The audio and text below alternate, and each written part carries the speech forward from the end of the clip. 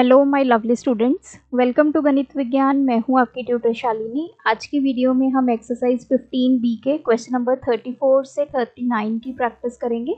Notes के लिए हमारी वेबसाइट ganitviggyan.in पे विजिट कीजिए, लिंक आपको डिस्क्रिप्शन बॉक्स में मिलेगा।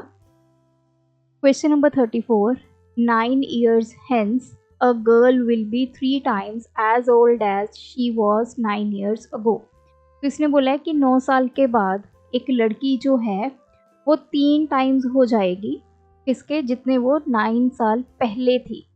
How old is she now. तो मान लेते हैं कि उसकी लेट जो प्रेजेंट एज है वो है x ईयर्स। अब देखिए इसने क्या बोला है कि 9 साल के बाद, हेंस मतलब after 9 years, a girl will be 3 times as old as she was 9 years old. अब 9 साल पहले उसकी क्या एज थी, पहले हम वो कैलकुलेट करेंगे। तो 9 years ago age of girl, 9 साल पहले, अगर प्रेजेंट उसकी एज x ईयर्स है तो 9 साल पहले कितनी होगी, x माइनस 9 ईयर्स। अब आफ्टर 9 ईयर्स की बात हो रही है कि 9 साल के बाद क्या होगा। इसने बोला है गर्ल विल बी 3 टाइम्स, जो वो लड़की है वो 3 टाइम्स हो जाएगी किससे, as she was 9 years ago। पहले तो हम आफ्टर 9 years की उसकी एज निकालते हैं। तो देखिए, चाहे 9 साल पहले की चाहे 9 साल बाद की एज निकालिए, हमेशा हमने प्रेजेंट एज को लेना है। अब फॉर एग्जांपल अभी प्रेजेंट एज किसी भी बच्चे की 10 years है, राइट। तो 9 years ago वो कितने का होगा, 10 minus 1, दैट इज 1 ईयर का। अगर 9 ईयर आफ्टर निकालेंगे तो कितना होगा, 10 plus 9, दैट इज 19 ईयर। तो ये हमारी प्रेजेंट एज है, इसी से हमने 9 years ago वाली एज निकाली, इसी से हमने आफ्टर वाली। सिमिलरली यहाँ पे भी ये हमारी प्रेजेंट एज है x, इसी से हमने 9 साल पहले उसकी एज कैलकुलेट की और इसी से अब हम 9 साल के बाद उसकी एज कैलकुलेट करेंगे। तो ये कितनी हो जाएगी, x प्लस 9 ईयर्स। अब अकॉर्डिंग टू क्वेश्चन उसने क्या बोला है कि 9 साल के बाद जो उसकी एज होगी that is x plus 9, that will be equals to 3 times age she was 9 years ago। तो 9 years ago उसकी एज क्या थी, x माइनस 9। तो इसको सॉल्व करते हैं, ये हो गया 3x माइनस 27, इधर 9 है, 27 इधर ले आएंगे तो ये यहाँ पे आके ऐड हो जाएगा और x की वैल्यू हम इक्वालिटी की दूसरी तरफ लेके जाएंगे तो नेगेटिव हो जाएगा x। तो ये हमारे पास आ गया 36 equals to 2x, 36 by 2 equals to x, x हमारे पास आ गया 18 years। तो this is the present age of girl, ने ये पूछा। तो प्रेजेंट एज आ गई हमारे पास 18 years। Question number 35, a man made a trip of 480 kilometre in 9 hours। तो एक पर्सन ने एक ट्रिप लिया 480 किलोमीटर्स का, कितने घंटे में, 9 hours में। Some part of the trip was covered at 45 kilometre per hour. अब इस पूरे ट्रिप में से उसने क्या किया, कुछ पार्ट जो है वो कितनी स्पीड पे कवर किया, 45 kilometre per hour, and the remaining at 60 kilometre per hour. और जो बाकी पार्ट बच गया वो 60 किलोमीटर पर आवर की स्पीड पे उसने कवर किया। Find the part of the trip covered by him at 60 kilometre per hour. तो उसने पूछा है कि जो 60 किलोमीटर पर आवर ये वाला पार्ट था, इसका हमें डिस्टेंस बताना है, what will be the distance. तो पार्ट मीन्स कितना डिस्टेंस इसने 60 किलोमीटर पर आवर से कवर किया है। अब देखिए टोटल हमारे पास डिस्टेंस है 480। अगर मैंने मान लिया कि x किलोमीटर उसने किस स्पीड से कवर किया, 45 किलोमीटर पर आवर से, तो 60 किलोमीटर पर आवर वो कितने पे कवर करेगा? टोटल 480 है, उसमें से हम x निकाल देंगे। इतने किलोमीटर वो 60 किलोमीटर पर आवर की स्पीड से जाएगा। तो अब हम इसको सॉल्व करते हैं।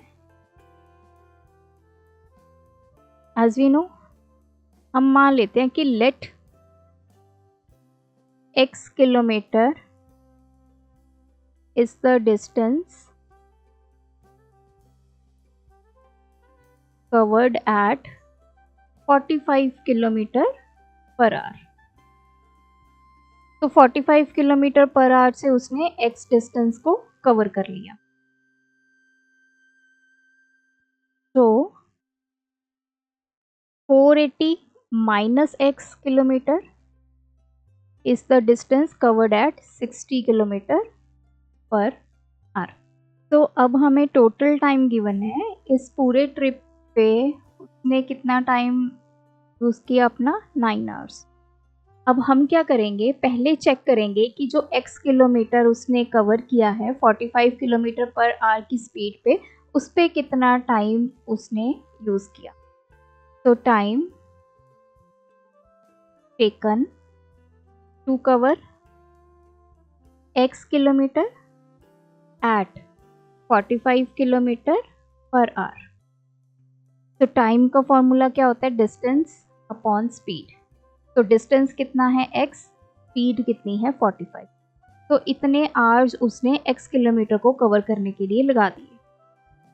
अब हम कैलकुलेट करेंगे time taken to cover 480 minus x, ये जो बचे हुए किलोमीटर हैं। स्पीड कितनी थी उसकी? 60 किलोमीटर पर आवर। इस पे टोटल उसने कितना टाइम लिया? तो ये भी डिस्टेंस अपॉन स्पीड। डिस्टेंस कितना है? 480 माइनस x, स्पीड कितनी थी इस पे? 60 किलोमीटर पर आवर। तो इतने आवर्स। अब देखिए, इस पूरी जर्नी पे उसने टोटल 9 आवर्स लगाए। पहले x किलोमीटर पे ये आवर्स बने, दूसरे 480 माइनस x किलोमीटर्स पे इतने आवर्स बने। तो देयरफॉर अगर हम इन दोनों को ऐड कर देते हैं, it should be equals to 9। Total 9 घंटे बन गए। अब हम इसको सॉल्व करेंगे। 45 एंड 60 का एलसीएम लेते हैं। 3 पे चला जाएगा, 3 4, that's it.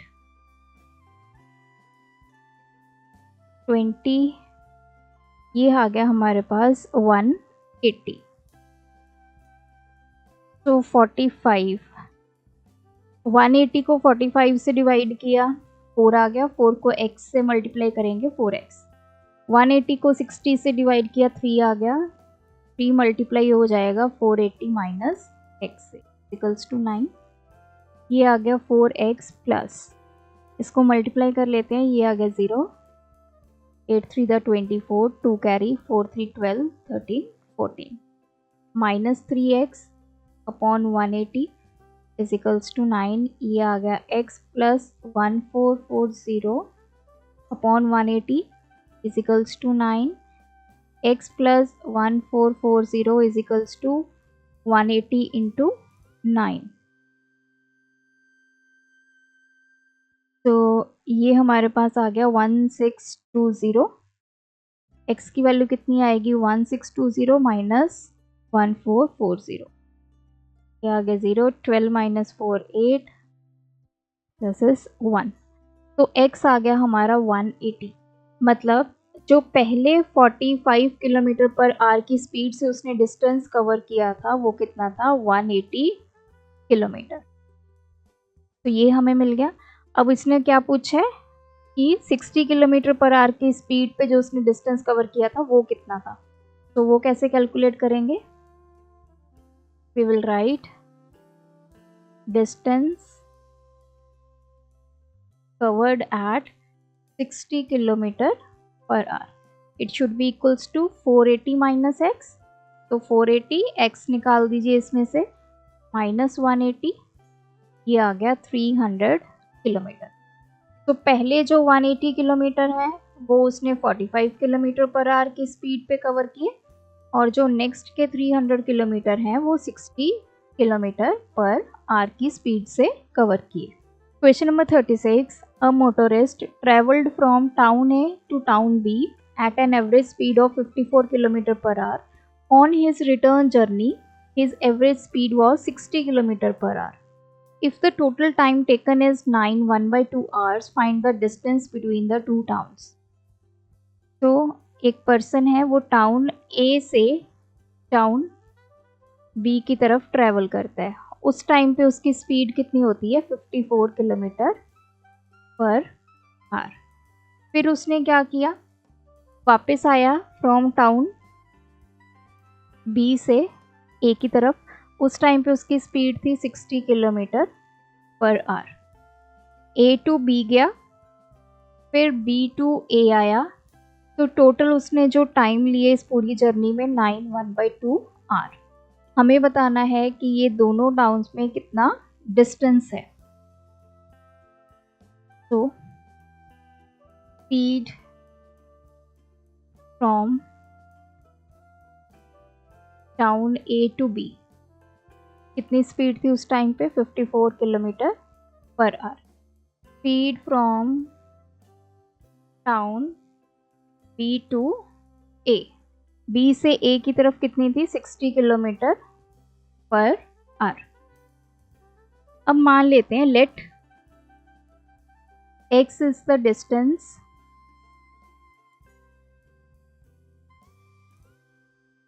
covered from A to B. हमने मान लिया ये पूरा डिस्टेंस है x किलोमीटर. अब हम पहले टाइम कैलकुलेट करेंगे कि A से B तक जब वो गया तो उसने कितना टाइम लिया. टाइम टेकन टू कवर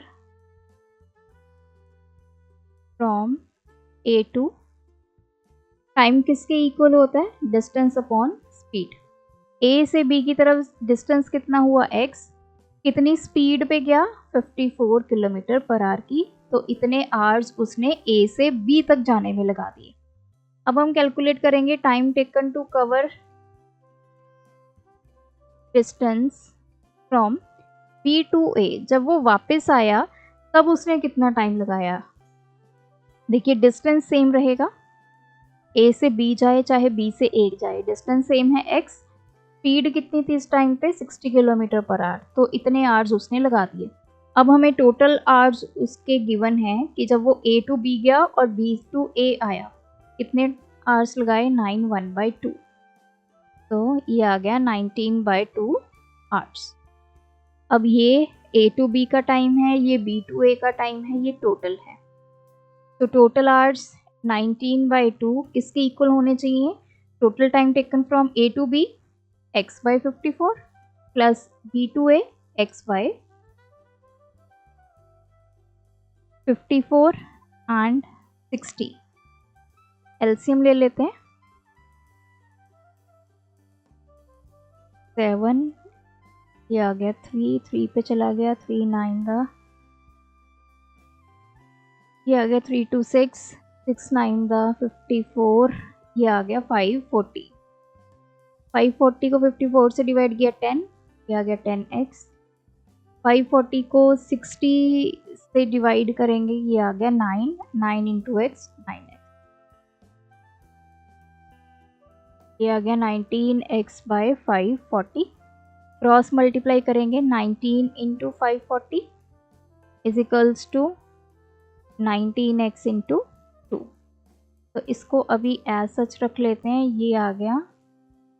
अब यहाँ पे हम 19 और 2 जो है इसको इधर ले आएंगे, यहाँ के डिवाइड में चला के. पहले या तो आप इसको मल्टीप्लाई कर लीजिए, 38x आ जाएगा. 38 को इधर ले आइए, चाहे इन दोनों को ही इधर ले आइए. 19 से 19 कैंसिल. x हमारे पास आ गया 270 किलोमीटर. तो यही हमने फाइंड करना था. Distance from two towns, distance between two towns, this is 270 kilometre. Question number 37. The distance between two stations is 300 km. Two motorcyclists start simultaneously from these stations and move towards each other the speed of one of them is 7 kilometre faster than that of other. If the distance between them after 2 hours of their start is 34 kilometer, find the speed of each. अब देखिए दो station हैं A और B. इन दोनों में जो distance है वो है 300 किलोमीटर का.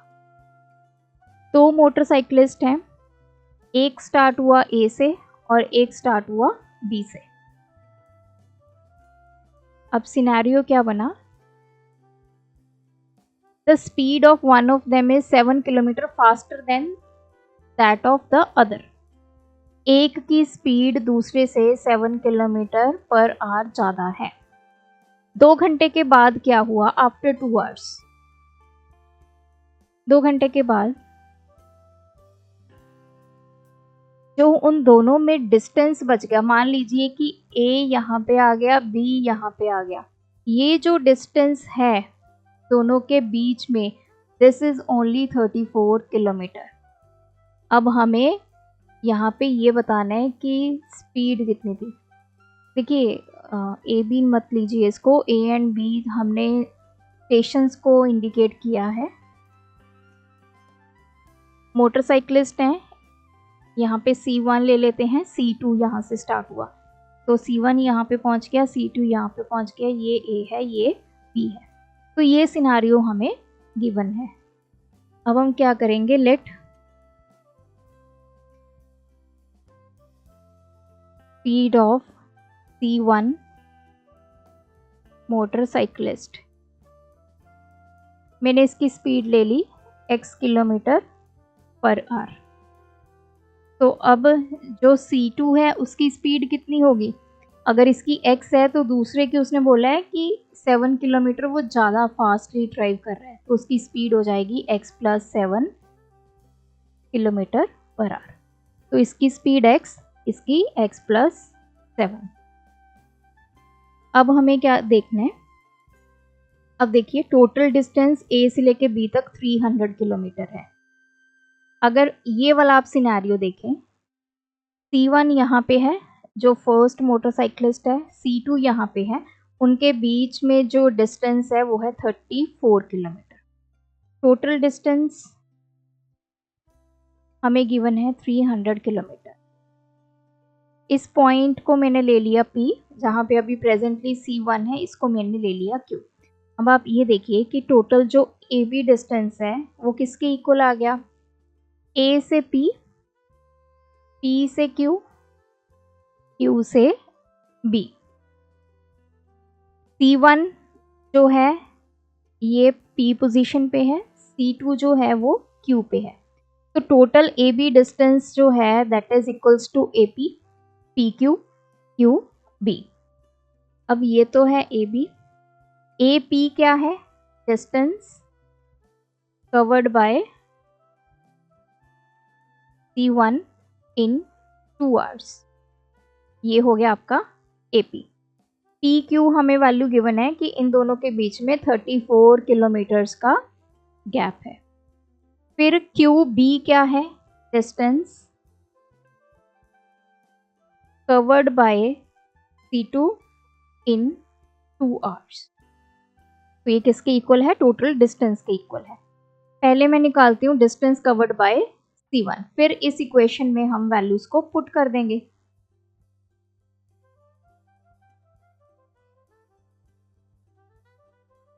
C1 में ने कितना डिस्टेंस कवर किया? तो डिस्टेंस हम कैसे निकालते हैं? डिस्टेंस का फॉर्मूला होता है स्पीड इनटू टाइम. तो C1 की स्पीड हमारी है x, कितने टाइम में इसने कवर किया? 2 में, 2 आवर्स में. तो ये हो गया 2x. तो AB हमारे पास है टोटल 300, ये आ गया 2x + 34 प्लस. अब हम निकालेंगे distance covered by C2. Distance किसके इक्वल होता है? Speed into time. C2 की स्पीड कितनी है? x + 7. टाइम उसने भी कितना लिया? 2 आवर्स. तो ये हो गया 2x 7 to the 14. तो अब इसको सॉल्व कर लेते हैं. ये 2 + 2 4x ये हो गया 48, 300 minus 48 is equals to 4x, ये हो गया 252, x की वैल्यू आ गई 252/4, 6 पे चला गया 24, 3 पे चला गया, x हमारे पास आ गया 63। मतलब जो फर्स्ट मोटरसाइकिलिस्ट है C1, उसकी हमारे पास स्पीड आ गई 63 किलोमीटर पर आवर। तो speed of C1 is 63 kilometre per hour. अब हम निकालेंगे स्पीड ऑफ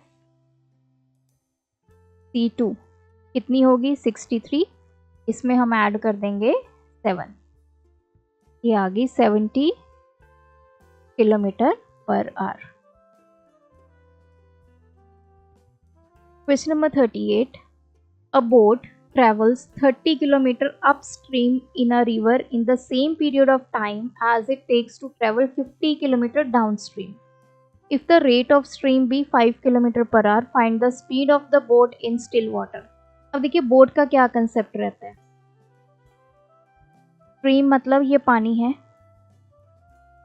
मतलब बहाव जिस तरफ, अगर आपका वाटर इस तरफ को फ्लो कर रहा है और आपकी बोट भी इस तरफ को जा रही है, उसको हम बोलते हैं डाउनस्ट्रीम। डाउनस्ट्रीम का मतलब होता है कि जिस तरफ आपके पानी का फ्लो है, फ्लो, अगर फ्लो भी पानी का इस तरफ है, बोट भी आपकी इस तरफ है, इसको बोला जाता है डाउनस्ट्रीम। इसके ऑपोजिट होता है अपस्ट्रीम। अपस्ट्रीम में क्या होता है, जैसे ये वाटर है, वाटर इस तरफ मूव कर रहा है, लेकिन आपकी जो बोट है वो इस तरफ मूव कर रही है, तो उसको बोला जाता है अपस्ट्रीम।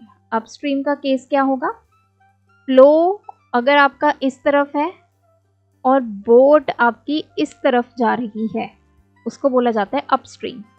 मतलब फ्लो और बोट दोनों डिफरेंट डायरेक्शन में जाएंगे तो अपस्ट्रीम, दोनों सेम डायरेक्शन में जाएंगे तो डाउनस्ट्रीम। अब जब भी जिस तरफ पानी का फ्लो होगा और बोट उसी तरफ जाएगी, तो बोट इजीली जो है अपना डिस्टेंस कवर करेगी, कम टाइम में ज़्यादा डिस्टेंस कवर करेगी। वहीं इसके ऑपोजिट, पानी की डायरेक्शन दूसरी तरफ है, बोट की डायरेक्शन दूसरी तरफ है, तो आपका टाइम ज़्यादा लगेगा सेम डिस्टेंस को कवर करने के as compare to downstream.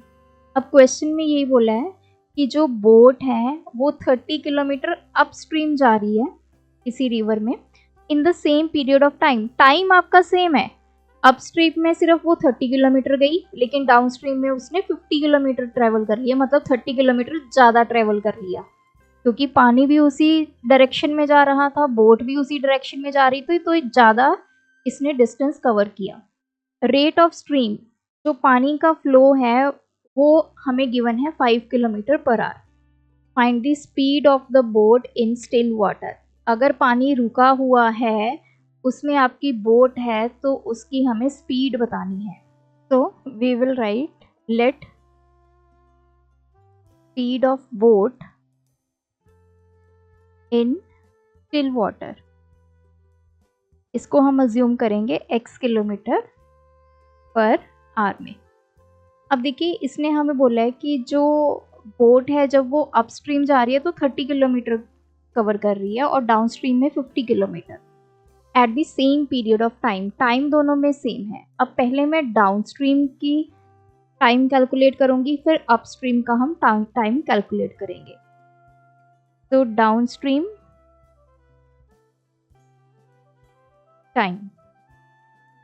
Time किसकी इक्वल होता है, डिस्टेंस अपॉन स्पीड। अब डिस्टेंस हमारा यहाँ पे है, डाउनस्ट्रीम में क्या है 50 किलोमीटर। अब डाउनस्ट्रीम जाते हुए स्पीड कितनी होगी, देखिए अगर किसी बोट की स्टिल वाटर में x किलोमीटर है तो डाउनस्ट्रीम स्पीड कितनी होगी,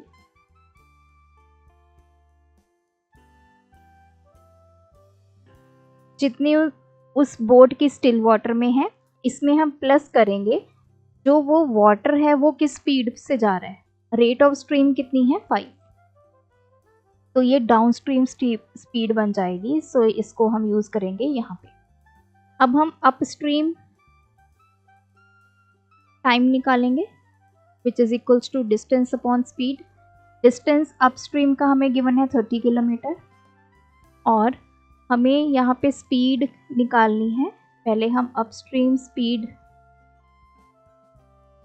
विच is equals to speed of a boat in still water minus speed of the stream जो कि है 5 किलोमीटर। तो हमेशा जब भी आपकी बोट डाउन स्ट्रीम जाती है तो जो पानी का फ्लो है वो किस स्पीड से जा रहा है वो स्पीड उसमें ऐड हो जाती है, और अपस्ट्रीम के केस में स्पीड जो आपके स्ट्रीम की है वो हो जाएगी माइनस। तो यहाँ पे आ जाएगा x माइनस 5। अब हमें ये गिवन क्या है कि जो डाउन स्ट्रीम टाइम है और अपस्ट्रीम टाइम है वो क्या है, same. Therefore 50 upon x plus 5 इसके इक्वल होगा 30 upon x minus 5। Cross multiply करेंगे 50 into x minus 5 is equals to 30 into x plus 5।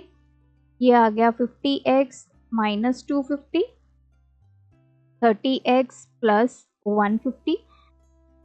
x वाली टर्म्स को एक तरफ कर लेंगे तो इधर आके 30 नेगेटिव हो जाएगा, 250 को इधर लेके आएंगे तो वो पॉजिटिव हो जाएगा। ये हो गया 20x,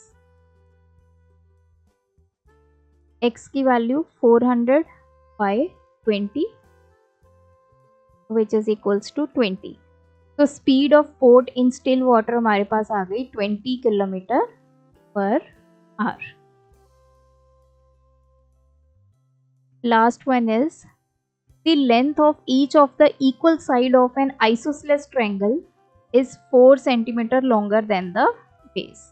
ये आपका आइसोसेलेस ट्रायंगल है तो ये दोनों साइड्स इसकी इक्वल हैं। इसने बोला है जो इक्वल साइड्स हैं वो बेस से 4 सेंटीमीटर ज़्यादा लॉन्ग है। लेट जो बेस है हमारा BC वो हमने मान लिया x सेंटीमीटर। तो AB एंड AC इनकी लेंथ कितनी होगी x प्लस 4 सेंटीमीटर, क्योंकि बेस से ये 4 सेंटीमीटर लॉन्गर है। If the perimeter of triangle is equal 62, perimeter हमें इस ट्रायंगल का गिवन है 62 सेंटीमीटर। हमें इसकी सारी साइड्स बतानी है। पेरीमीटर किसके इक्वल होता है, that is equals to length of all sides. जब हम इनको ऐड करते हैं तो पेरीमीटर मिल जाता है। तो इसका पेरीमीटर क्या होगा, AB plus BC plus AC। तो वैल्यूज पुट करते हैं पेरीमीटर की 62, AB की वैल्यू x प्लस 4, BC की वैल्यू x, AC की वैल्यू x प्लस 4। ये हो गया 3x प्लस 8, 8 इधर आके सब्ट्रैक्ट हो जाएगा। ये हो गया 54, तो ये आ गया 54 by 3 is equals to x, 3 दा ये आ गया 24, 8। x हमारे पास आ गया 18 centimetre. What is x, BC हमारे पास आ गया 18 सेंटीमीटर। अब हमने AB और AC निकालना है, दैट इज 18 प्लस 4 22 सेंटीमीटर। तो डायमेंशंस क्या आ गई, BC आ गया 18 centimetre, AB and AC is 22 centimetre. तो ये थे हमारे आज के वीडियो के क्वेश्चंस। आप भी प्रैक्टिस कीजिए, कोई डाउट है कमेंट ड्रॉप करें। Thanks for watching. बढ़ाना है ज्ञान, फॉलो गणित विज्ञान।